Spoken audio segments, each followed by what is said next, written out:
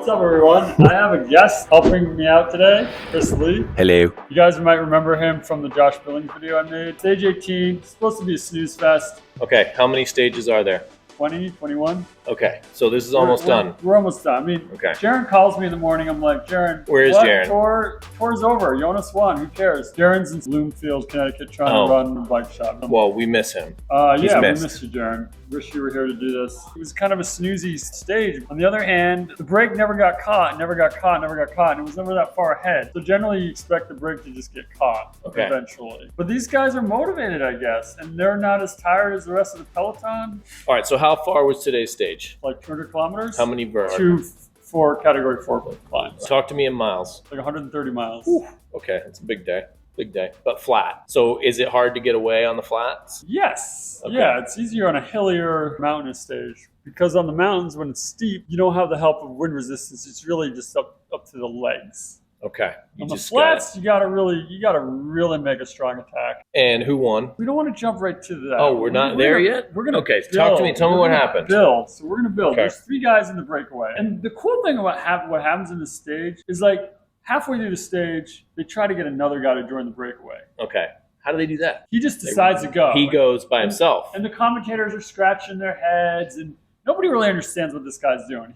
He's already got a teammate up in the break. So Question, can that guy communicate with the guy do they know? The riders can't communicate between each other. But they can tell the team? Because that's kind of like if the guy in the breakaway knows that his teammate is coming, he can sort of like he can sit up dial it back a little bit. He can dial it, you're right. Yeah. He can dial it back. He doesn't have to work anymore. Those 2 guys, they don't communicate. Grind it out and then crush each other's will to win.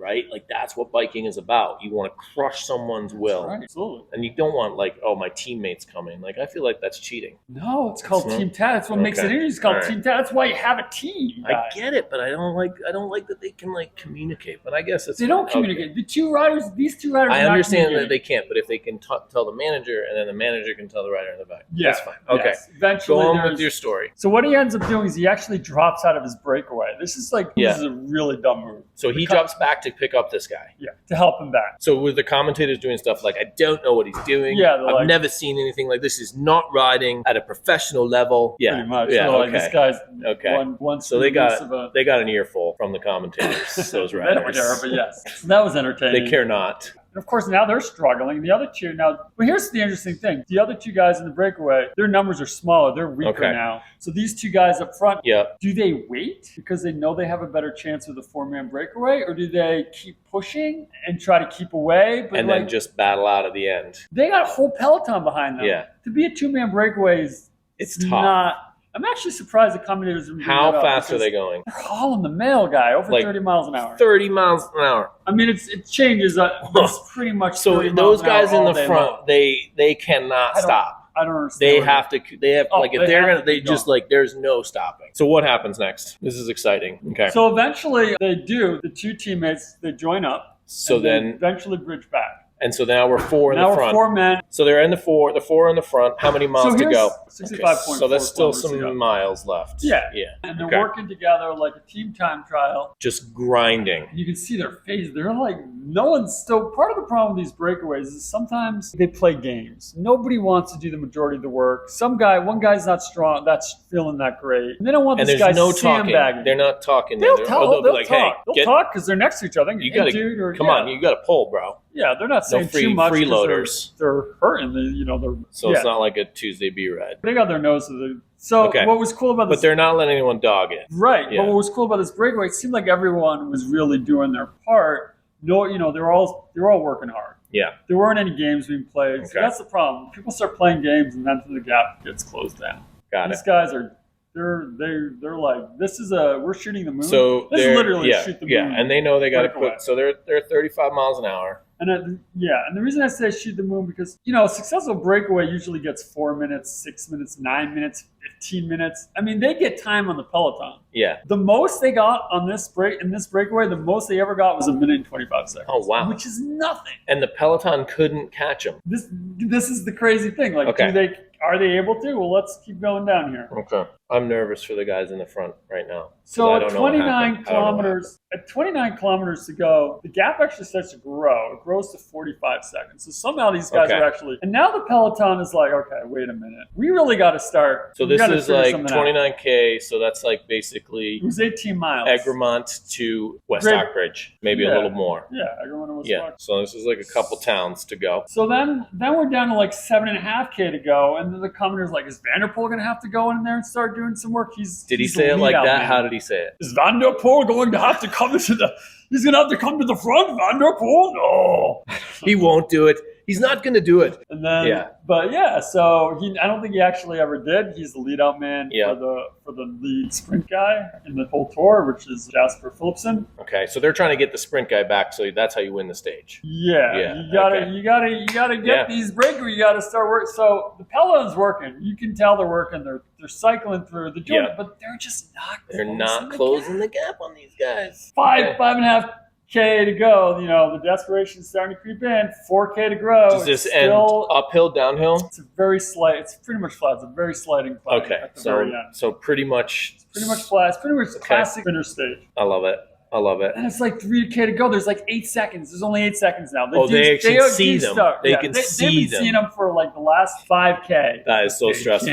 So stressful. And then, so those two teammates, Lotto, one of them decides he's going to really pull for his teammate. He's just emptying the tank. He's full on lead out man. And this, all the other 3 guys are right on that wheel. And this really helps keep that friggin' storming peloton from off. So he really, but he's not going to win the stage because he's going to be He's sacrificing. So it's down to these 3 dudes. And somebody's got to make that sacrifice, because if somebody doesn't make that sacrifice, guess what? Peloton's going to catch them. It's so because they're going to play games, and the gap and the Peloton, boom. It's like Shakespearean. Guy. So we're loving this. So we're down to it. What happens? Tell me this. How far away are we now from the sprint? When do they? So he pulls off. This is like a 900 meters. Okay. And then at about 500 meters, he pulls off. And then can I do what your brother would do right now? Yes. Watch it. Oh boy, here we go. Oh my God. I guess his name is Einkorn. I think his name is. Okay. So it looks like maybe he's going to get it because he's got his lead out man, but this other guy, Aspartine. Yeah, we're going to stop saying another that. European. We're not going to say that name again. He starts sprinting and the storm peloton, the peloton's right there, but he gets it. The guy in the blue jersey. So the point Sorry, is, buddy, we should have done more research. Great win. Great stage win, Aspartine. Point is that the breakaway nobody gains any time. Oh, this has nothing to do with the GC. I know. It's just like, okay. So that's why the tour is exciting, because you get this. The reason it was exciting is because they literally had like 0 chance. The Peloton was too close the whole time. How the hell did Peloton not catch it? Yeah. So now we have to go into a little analysis about that. Okay. So there's a lot of strong sprinters that didn't make it through the mountains. Mm-hmm. We have Cavendish, Jacobsen. Meaning they're out of the race. Yeah. Because of tiredness. Yeah, they couldn't. One of them crashed out. One of them didn't make a time cut. Something like that. For reasonable excuses. Yeah. Reasonable excuses. Given sprinters, they're not meant for mountains. This is a hard race. So those guys weren't there. So the point is, there's not a lot of people left in the Peloton who are super motivated to close off this. There's just not that many teams with sprinters left to really feel motivated to try to close this. Mm-hmm. This is I think is what's happening. And then of course all the sprint teams, the sprinters are tired from the mountains. Like everyone's been working hard. These breakaway guys, they're like 3 hours off the GC time. They've been having lots of rest days in the Peloton. They've been dropped. They've been saving themselves for this. This is their Hail Mary. What's the friggin' when you throw the ball across the field and you hope to get it into the basket? That sounds good. 2 different sports analogies into one. That's what that was. That was a Hail Mary, and it freaking worked. Okay. It was a 1 in a million shot, but they got it. What do we got tomorrow? Stage 19? Stage 19 is a slightly hillier stage, but it's still not much for anything to happen in the GC. All right. Well, I'd like to see an effort from Taji Pakaji. Let's see that. I think if he gets half of it back, that's my prediction for tomorrow. All right. Taji Pagaji for 3 minutes. You heard it here first at Bike and Board TV. All right. Thanks, guys, for tuning in. Thanks, Chris, for coming on. Sponsored by Green Core Builders. Call me anytime. Okay. I'm going for a ride. You're going for a bike ride. Excellent. My bike's fixed. Awesome, dude. I want to go for a bike ride. I got to edit.